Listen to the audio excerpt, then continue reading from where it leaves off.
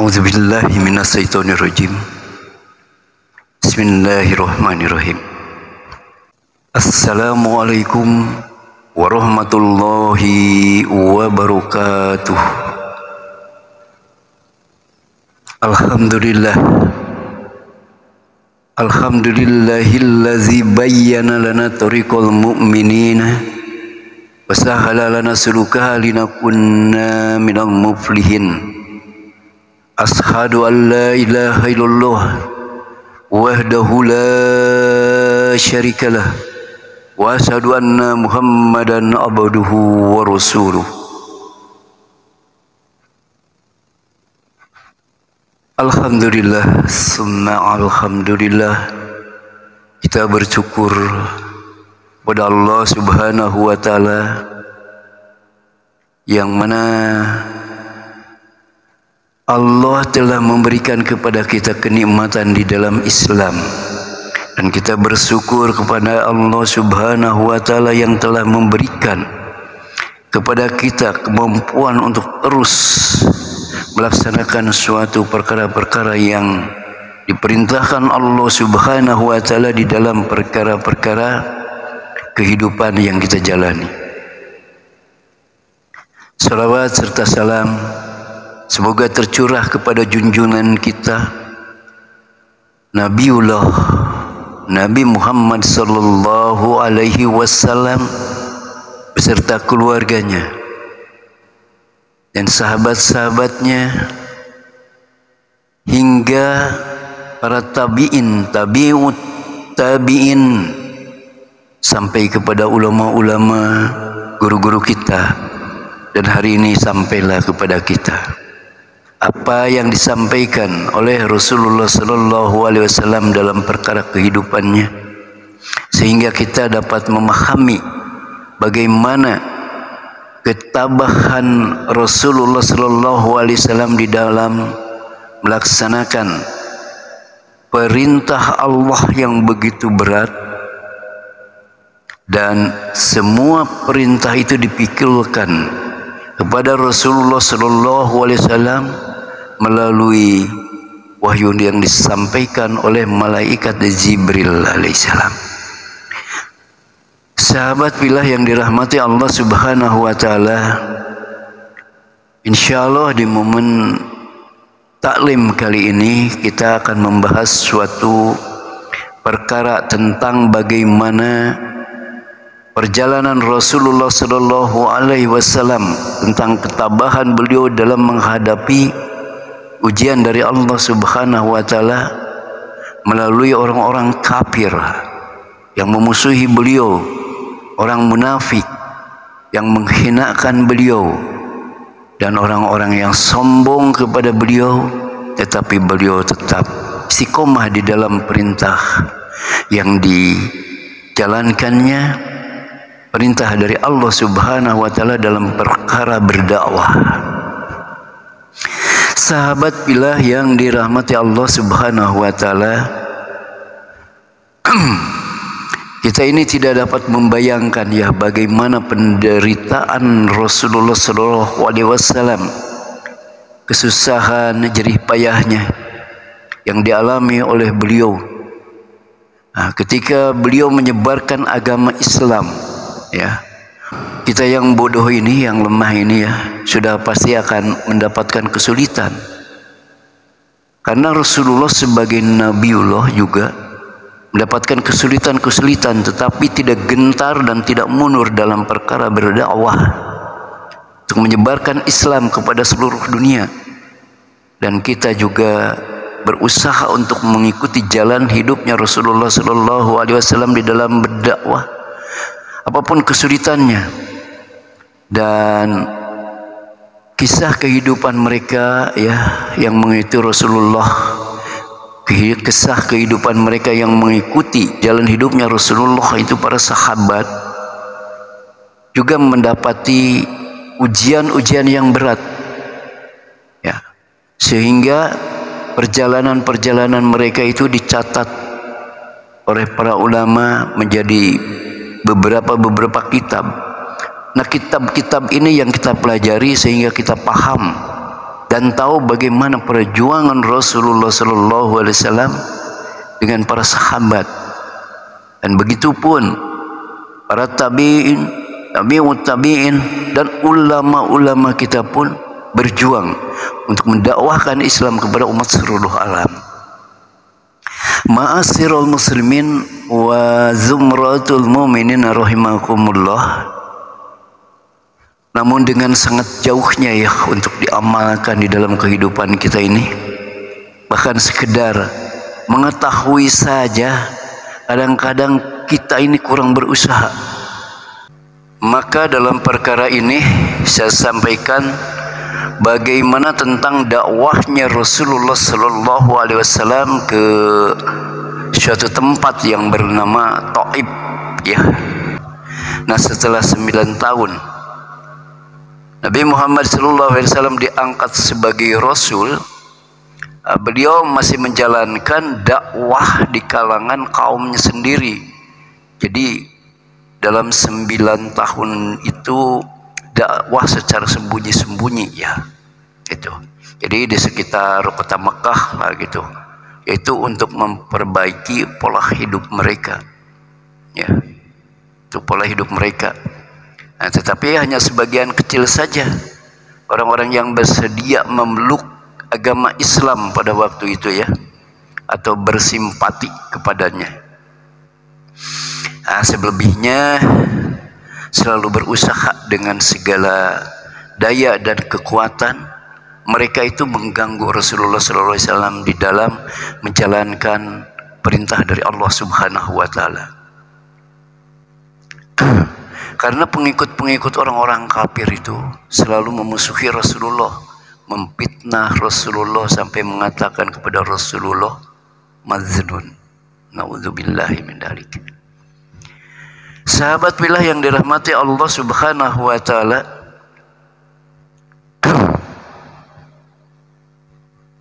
jadi dakwah Rasulullah sallallahu alaihi wasallam itu berangkat ke negeri Taif ya, atau berangkat ke suatu tempat yang bernama Taif. Di situ juga tidak sedikit perjuangan Rasulullah sallallahu alaihi wasallam mendapatkan gangguan-gangguan daripada orang-orang kafir. Ya. Maka di antara mereka ini ada juga yang bersimpati dengan perjuangan Nabi Shallallahu Alaihi Wasallam, ya, yaitu Abu Thalib. Nih, Abu Thalib ini adalah paman beliau sendiri. Nah, namun sayangnya dia tidak pernah memeluk Islam sampai di akhir nyawanya ya, sampai di akhir hayatnya beliau.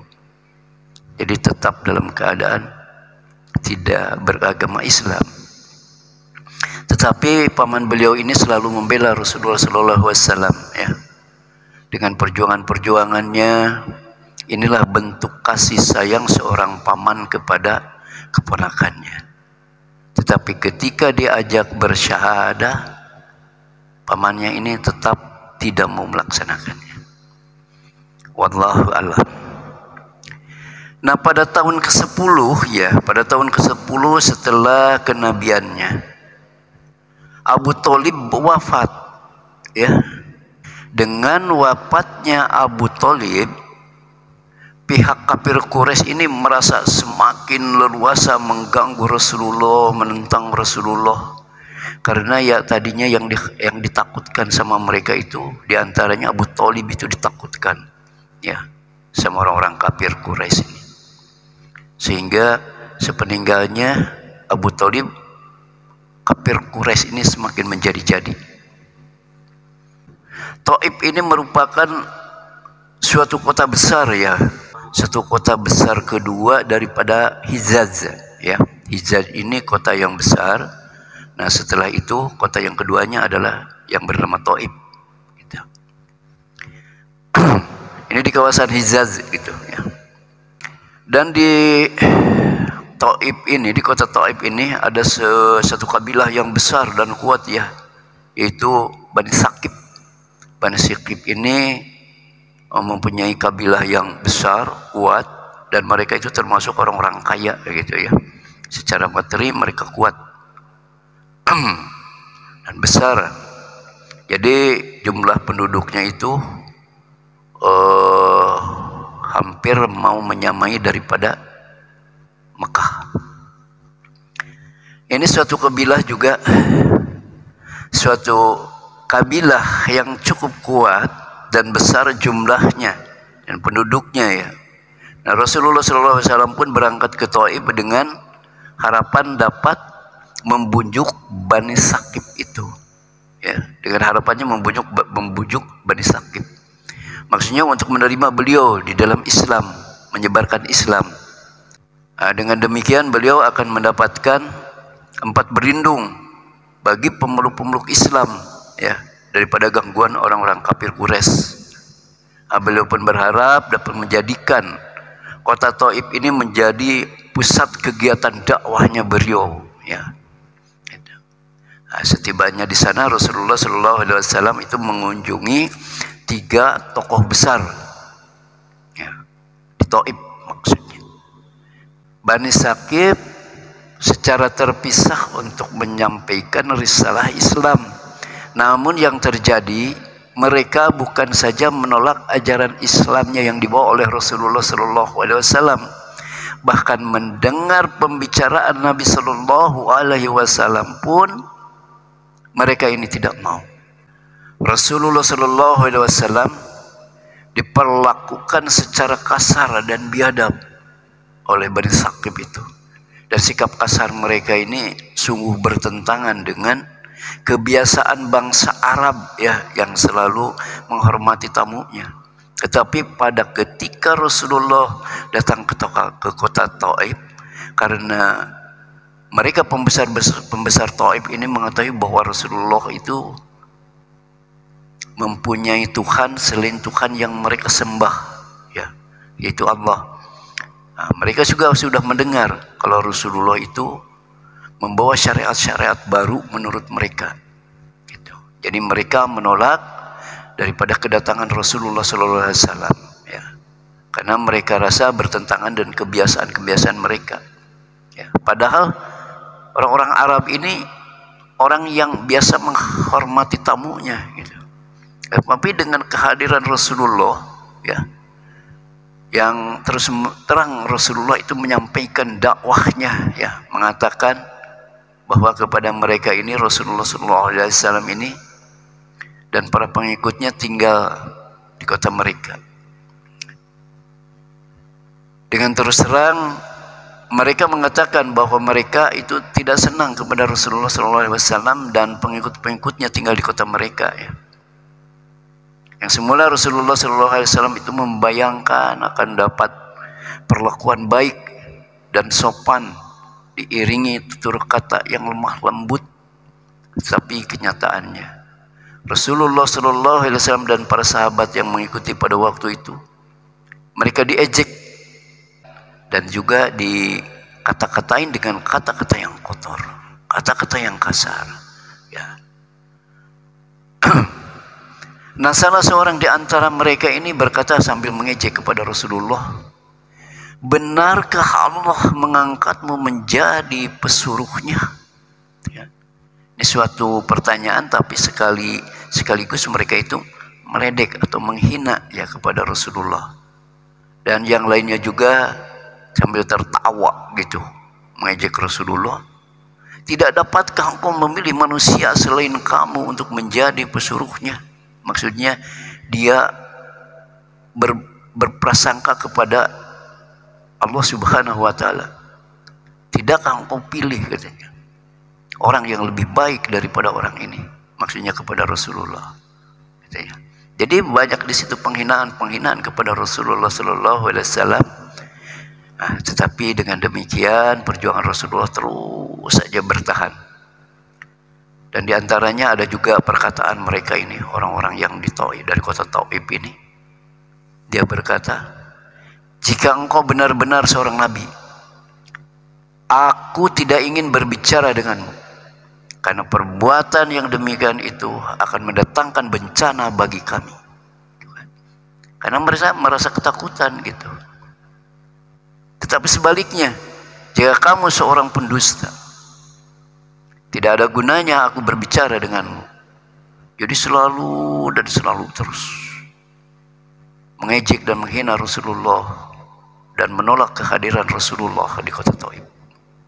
Nah, menghadapi perlakuan ketiga tokoh Bani Saqif tadi ya, yang demikian kasar kepada Rasulullah Shallallahu Alaihi Wasallam, yang memiliki sifat yang bersungguh-sungguh dan teguh di dalam berdakwah, dalam pendiriannya, ya, dalam menyebarkan Islam yang tadinya cuma diam-diam saja, tetapi di tahun yang ke-10 beliau mulai punya pergerakan, memang karena ini sudah diperintah oleh Allah Subhanahu wa taala melalui malaikat Jibrilnya untuk bergerak keluar untuk menyebarkan Islam dan harus memberanikan bahwa menyatakan Islam adalah ad-dinul haq, jadi agama yang benar, agama yang dimenangkan oleh Allah, dibenarkan oleh Allah.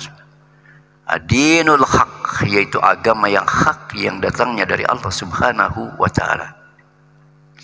Nah, menghadapi perlakuan tiga tokoh ini ya, tiga tokoh yang dari Bani Saqif ya, yang demikian kasar, Rasulullah SAW memiliki sifat sungguh-sungguh dan teguh pendiriannya terus untuk berdakwah, untuk menyampaikan kepada mereka ya.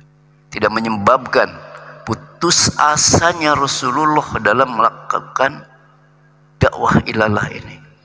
Dan Rasulullah tidak merasa kecewa meskipun ditolak, meskipun dihina, meskipun dicaci, diledek gitu ya. Nah, setelah meninggalkan tokoh-tokoh dari Bani Saqif yang tidak dapat diharapkan itu, Rasulullah SAW mencoba mendekati rakyat biasa gitu ya.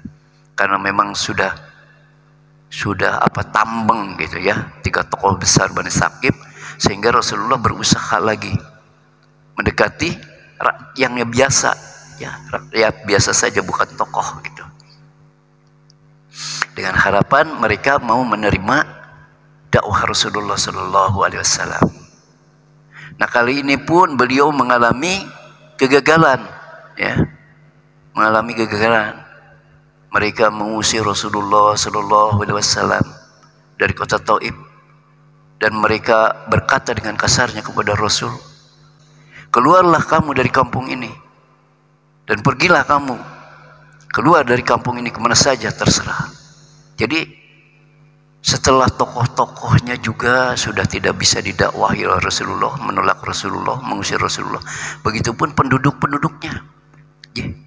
Jadi rakyat biasanya juga sudah terpengaruh dengan ucapan tokoh-tokohnya, sehingga beliau pun tetap mengusir Rasulullah Sallallahu Alaihi Wasallam. Disitulah harapan Rasulullah Sallallahu Alaihi Wasallam mulai mengendor.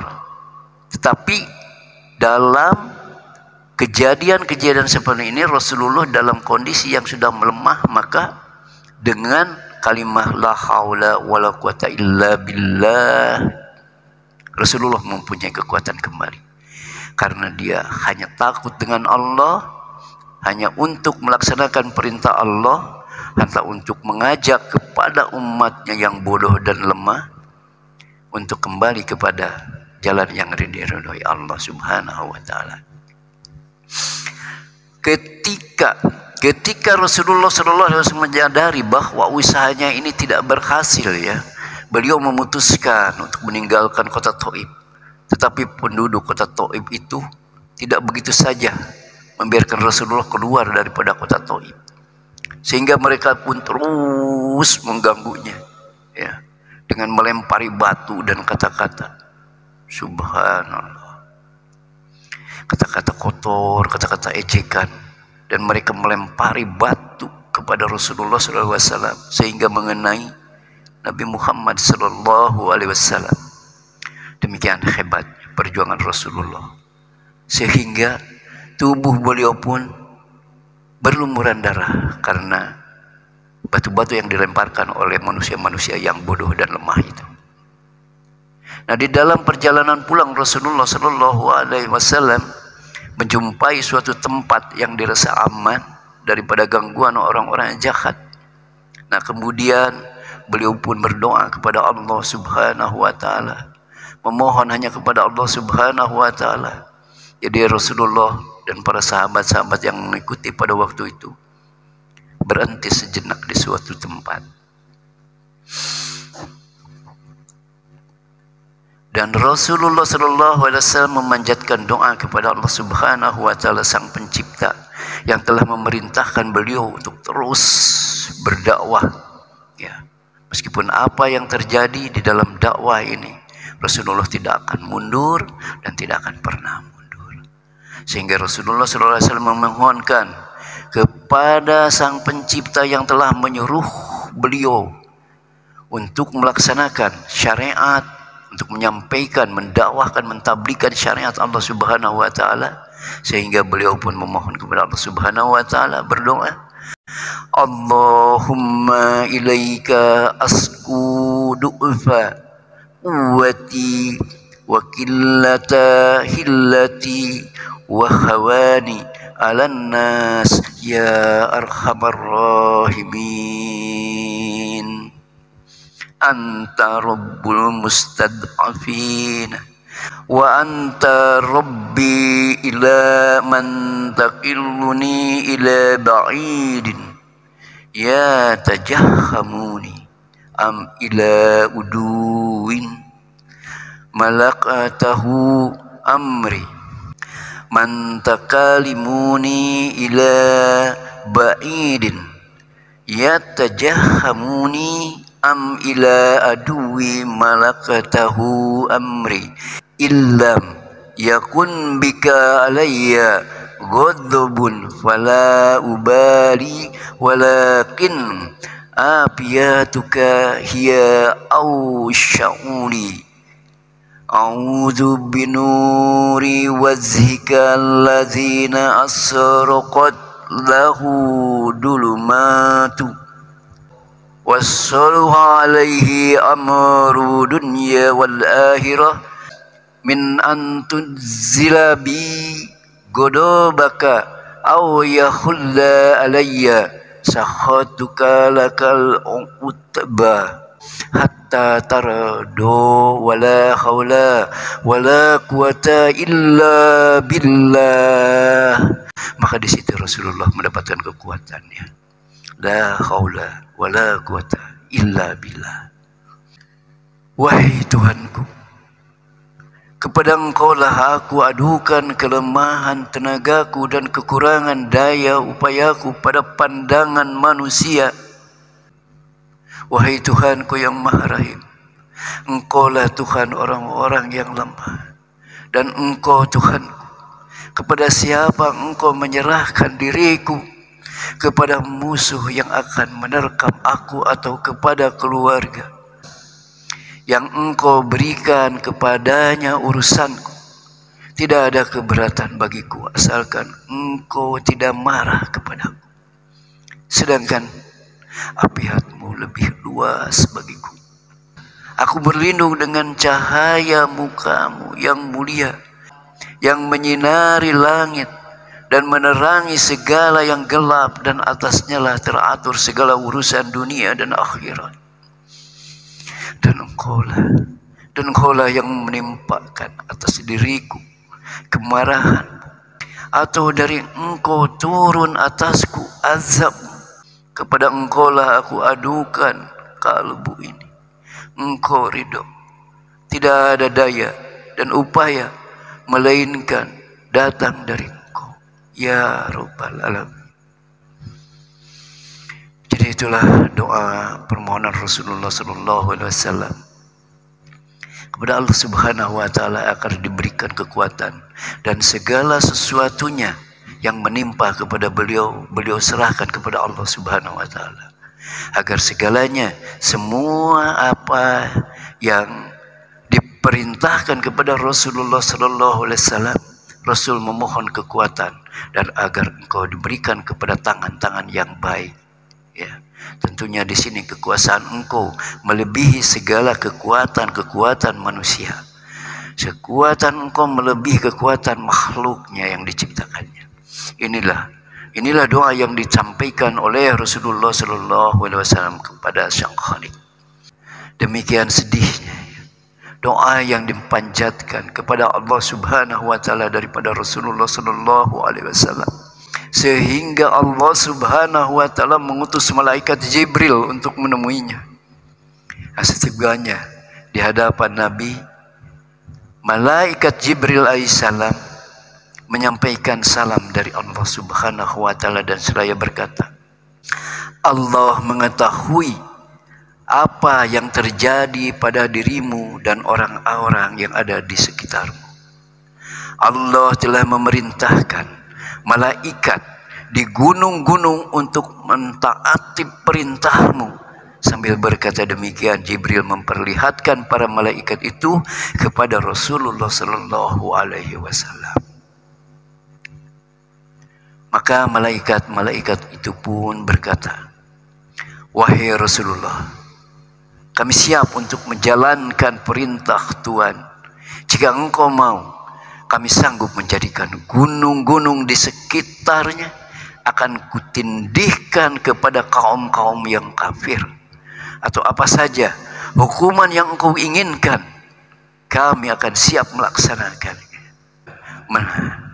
Mendengar tawaran daripada malaikat itu, Rasulullah sallallahu alaihi wasallam dengan sifat kasih sayangnya, beliau berkata, wahai para utusan, walaupun mereka menolak ajaran Islam, saya berharap dengan kehendak Allah, keturunan mereka pada suatu saat nanti akan ada yang menyembah kepada Allah Subhanahu wa taala dan beribadah kepadanya.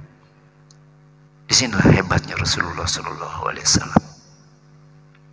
Bagaimana kalau Rasulullah mempergunakan nafsunya, begitu ditawari oleh malaikat untuk melakukan sesuatu atau membalikan gunung untuk menimpakan kepada kaum-kaum kufar, tapi dengan kasih sayang Rasulullah pun menyampaikan bahwa itu tidak perlu, karena mereka itu adalah hamba-hamba yang Allah ciptakan.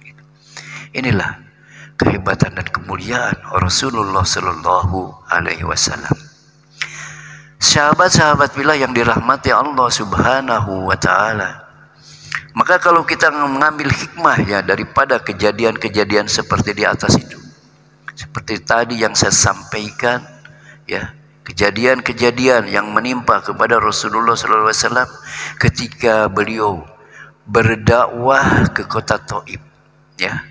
Hikmahnya adalah, coba kita perhatikan bagaimana tauladan yang mulia daripada Nabi Muhammad sallallahu alaihi wasallam ya dicontohkan oleh beliau, dan ini sebagai uswatun hasanah bagi kita.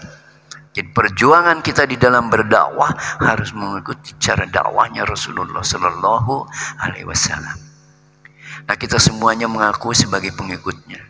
Tetapi dalam kehidupan sehari-hari, jika keinginan kita ini ditolak ya atau tidak disetujui, kadang-kadang dengan cepat kita ini merasa emosi, merasa marah, merasa ya sudahlah, sudah tidak diterima dakwah kami.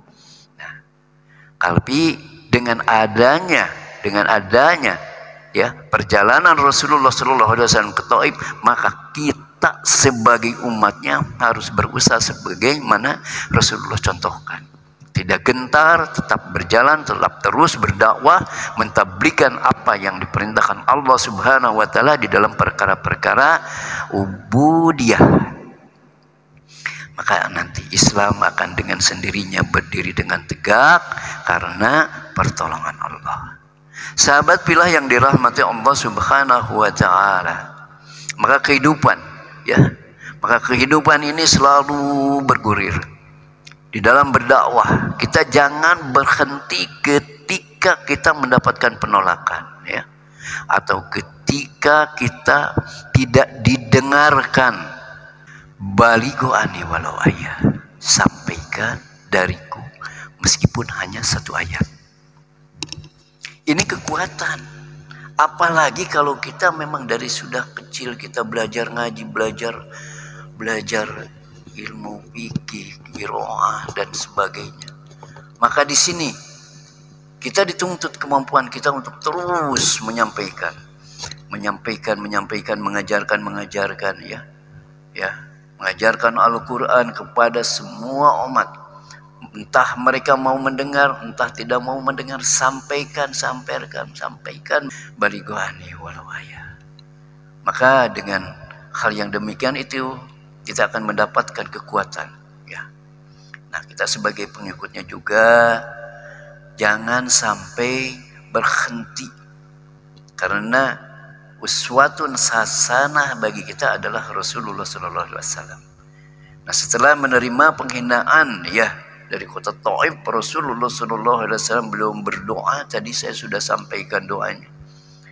Tetapi mereka tetap melaksanakan kegiatan-kegiatan yang tidak diriru oleh Allah.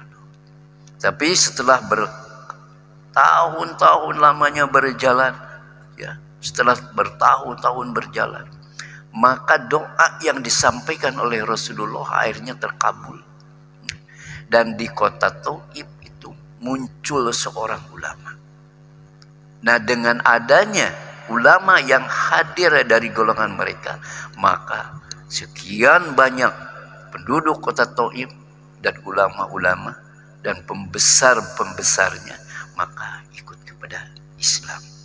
Inilah kehebatan dakwanya Rasulullah SAW dan doanya Rasulullah SAW, memohon kepada Allah Subhanahu wa Ta'ala agar diberikan seorang dai yang akan menyampaikan kepada kaumnya, yaitu Bani Saqif. Maka kita ambil pelajaran daripada ini. Kita jangan sampai kita memiliki dendam jika kita ditolak dan tidak diterima, atau ada yang menghinakan kita ketika kita berdakwah. Jadi teruslah berdakwah, dan teruslah berdakwah. Perkara mereka mau mengikuti, mereka menerima, itu urusannya Allah. Karena kita punya kekuatan, la haula wala quwata illa billah. Itulah kemampuan yang Rasulullah SAW sampaikan kepada Allah, sehingga kita pun tetap memegang teguh kepada la ilaha illallah. Insya Allah itu sahabat yang bisa sampaikan bagaimana tadi kisah perjuangan Rasulullah SAW ke kota Taif hingga beliau berlumuran darah untuk mendakwahkan Islam. Nah, zaman sekarang ini jangankan berlumuran darah atau ditimpu. Kadang-kadang lagi berdakwah cuman diceloteh sedikit atau diomongin sedikit, akhirnya berhenti berdakwah. Nah, sebagai dai itu tidak sampai di sini. Jalan terus. Insya Allah sahabat, bila itu yang bisa sampaikan, mudah-mudahan bermanfaat untuk kita, wabil khusus untuk saya yang lemah ini ilmu, masih ilmu. Maka setiap hari kita harus menuntut ilmu, setiap hari kita harus iqra'ul Quran, setiap hari kita harus belajar Islam, sehingga kita punya kekuatan di dalam dada kita sebagaimana Rasulullah SAW dan para sahabat-sahabatnya. Insya Allah demikian. Wabillahi taufiq wal hidayah. Wassalamualaikum warahmatullahi wabarakatuh.